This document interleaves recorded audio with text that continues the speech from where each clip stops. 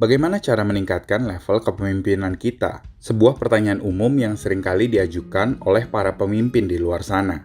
Hanya dengan mengetahui level kepemimpinan kita saat ini, kita mampu untuk meningkatkannya ke jenjang berikutnya. Sebuah buku yang telah menjadi panduan bagi banyak pemimpin besar di dunia. 5 Level of Leadership, karangan John C. Maxwell. Berdasarkan buku ini, level kepemimpinan kita dibagi menjadi 5 tangga kepemimpinan. Yang pertama ada di position level, kemudian permission level, production level, people development level, dan pinnacle atau puncak. Kita akan bahas satu persatu dari kelima level ini. Di level yang pertama, atau kita menyebutnya sebagai level posisi, pada level ini seorang pemimpin memimpin berdasarkan rights atau hak yang diberikan kepadanya oleh perusahaan atau organisasi. Dan orang-orang yang mengikutinya, mereka ikut karena memang mereka tidak mempunyai pilihan lain. They have to. Mereka harus ikut. Apa yang menggerakkan mereka? Sesimpel perkataan, ya karena dia bos gua. Atau, gue takut kalau gaji gue dipotong. Mereka ikut karena hak yang diberikan kepada kita untuk menentukan apa yang akan mereka punya. Sebagian besar orang memulai perjalanan kepemimpinannya dari sini. Ini adalah sebuah posisi yang baik untuk memulai, tapi bukan posisi terbaik untuk kita stay atau tinggal dan terus memimpin.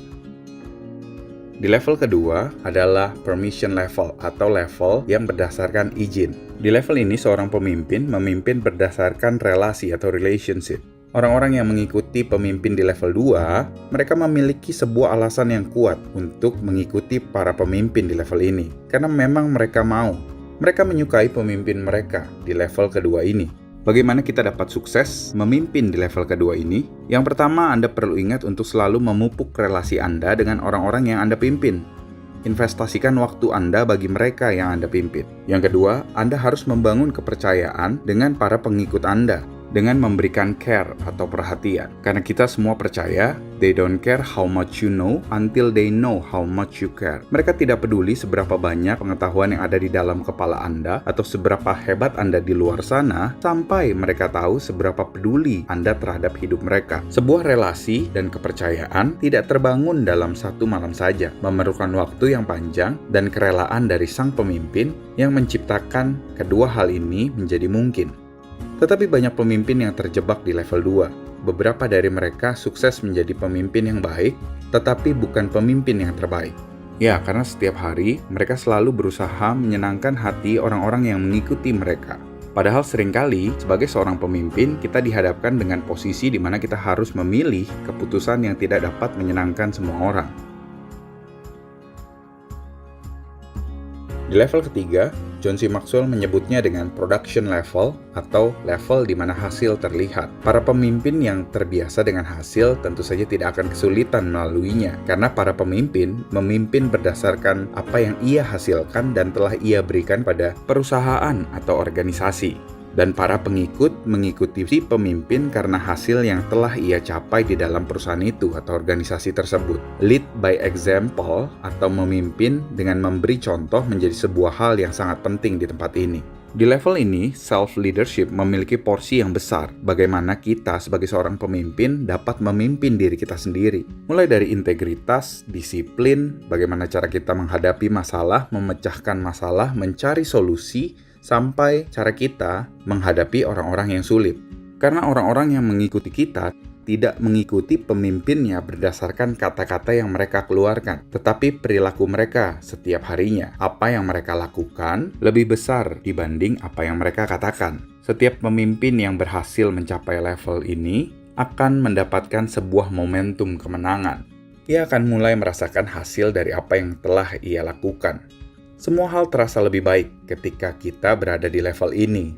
Hampir tidak ada hal yang tidak mungkin kita lakukan karena kita sedang menang dan memiliki hasil di tempat ini. Tetapi kita harus ingat, kita tidak boleh berhenti di sini karena kita masih ada level berikutnya. Di level nomor 4, People Development Level atau level di mana kita mengembangkan orang lain. Ini adalah level di mana terjadi loyalitas. Kesetiaan akan tumbuh di dalam orang-orang yang kita pimpin. Di level ini, para pemimpin memimpin para pengikutnya untuk dapat melahirkan pemimpin baru. Dan para pengikutnya mengikuti si pemimpin karena apa yang telah dilakukan oleh si pemimpin bagi kehidupan mereka. Di level ini, Si pemimpin tidak hanya memiliki hasil yang baik, tetapi orang-orang yang mengikuti si pemimpin juga merasakan perubahan hidup ke arah yang lebih baik.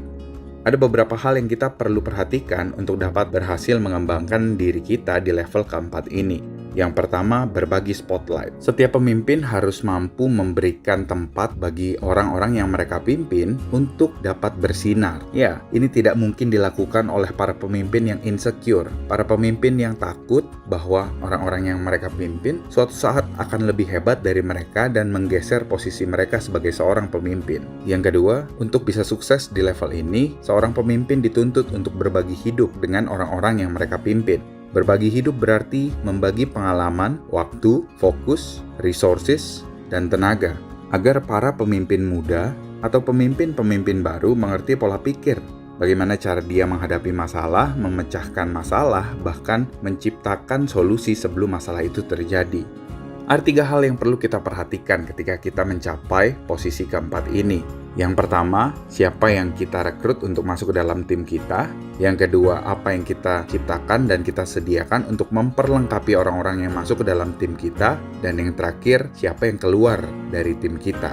Di dalam sebuah kepemimpinan, orang datang dan pergi adalah hal yang biasa. Tetapi menjadi sebuah masalah besar jika orang-orang yang masuk ke dalam tim kita adalah orang-orang yang mungkin bernilai 4 atau 5. Sementara orang-orang yang bernilai 10 justru jadi orang-orang yang meninggalkan tim kita. Kita harus concern terhadap apa yang kita lakukan untuk dapat membuat sebuah filter kepada orang-orang yang akan masuk ke dalam tim kita. Kita perlu memikirkan sistem pelatihan yang cukup untuk orang-orang yang ada di dalam agar mereka semua dapat dilengkapi dengan baik. Juga kita harus memastikan orang-orang yang keluar dari tim kita bukanlah orang-orang yang bernilai 9 atau 10. Ketika kita berhasil melakukan apa yang menjadi tanggung jawab kita di level 2, 3, dan 4 dengan baik, secara konsisten selama bertahun-tahun, maka kita akan naik ke level berikutnya, pinnacle level atau posisi puncak. Di posisi ini, para pemimpin memimpin berdasarkan respect dari orang-orang yang mereka pimpin. Dan orang-orang yang ikut dengan si pemimpin, mereka mengikutinya karena nilai-nilai yang dipercaya oleh sang pemimpin dan prinsip-prinsip yang dipegang oleh sang pemimpin tersebut. Posisi ini tidak perlu diperjuangkan, karena posisi ini akan didapatkan secara otomatis dan dihadiahkan oleh orang-orang yang kita pimpin.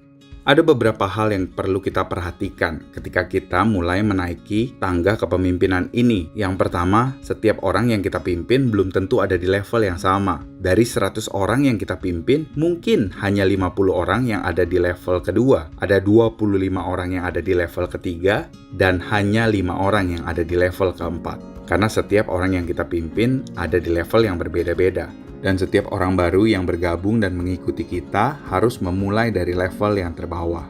Dan tugas kita sebagai seorang pemimpin untuk mengajak dan memastikan mereka naik ke level-level berikutnya. Poin nomor 2, semakin tinggi level kepemimpinan kita, semakin besar komitmen yang diperlukan untuk memimpin. Ya, karena ketika kita berada di level 4, kita bukan hanya dituntut untuk mampu berelasi dengan baik, mampu menciptakan hasil, tetapi kita juga dituntut untuk mampu memberikan ruang bagi orang-orang yang kita pimpin, supaya mereka bisa berkembang dan mandiri. Poin yang ketiga, tidak ada ukuran waktu yang pasti ketika kita mulai menaiki tangga kepemimpinan. Jika hari ini kita ada di level nomor 1, dalam waktu 5 hari belum tentu kita ada di level nomor 5. Karena setiap dari kita memiliki proses yang berbeda-beda. Poin yang keempat, level sebelumnya adalah fondasi bagi level-level yang berikutnya. Jadi ketika kita melupakan level-level sebelumnya, level-level itu yang akan menarik kita turun ke bawah. Misalnya, ketika kita sudah berada di level nomor 4, atau level di mana kita mulai mengembangkan orang lain, dan kita melupakan level yang kedua atau level relationship dengan orang-orang yang kita pimpin. Maka level kedua ini yang akan menarik kita turun. Akan muncul begitu banyak masalah yang berkaitan tentang relasi kita dengan mereka. Mulai dari masalah kecil sampai masalah yang besar. Jadi kita tidak pernah melupakan level sebelumnya, karena level sebelumnya adalah fondasi bagi kita naik ke level-level berikutnya. Poin yang kelima, ketika Anda ingin naik ke level berikutnya, Anda akan meresikokan level di bawahnya. Misalnya, ketika Anda ingin naik ke level 2 atau level relationship, Anda akan meresikokan level 1 Anda atau posisi Anda. Mungkin saja ada beberapa dari mereka yang lupa bahwa Anda adalah atasan atau pemimpin mereka karena relasi yang terlalu dekat. Ketika Anda ingin naik ke level 3 atau level hasil, Anda akan meresikokan relasi Anda di level 2. Ya, karena tidak semua orang akan senang jika Anda terus berbicara tentang hasil.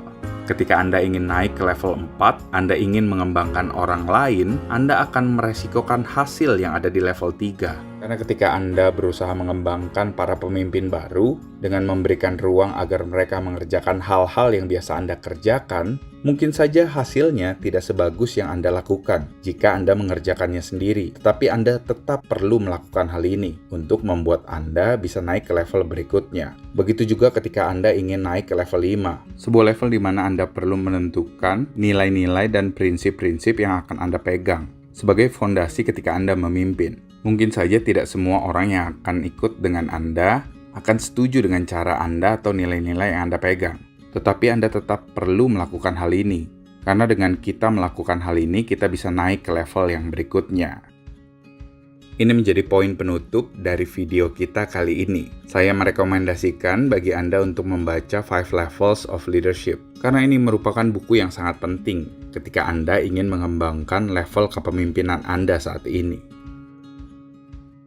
Terima kasih telah menyaksikan video ini hingga selesai. Saya harap video ini bisa menjadi berkat bagi Anda dan bisnis Anda ke depannya. Jika Anda merasa video ini bermanfaat, jangan lupa klik tombol subscribe dan nyalakan notifikasinya. Dan Anda juga boleh membagikan video ini kepada teman-teman Anda, supaya video ini bisa jadi berkat buat mereka juga. Sampai jumpa di video berikutnya.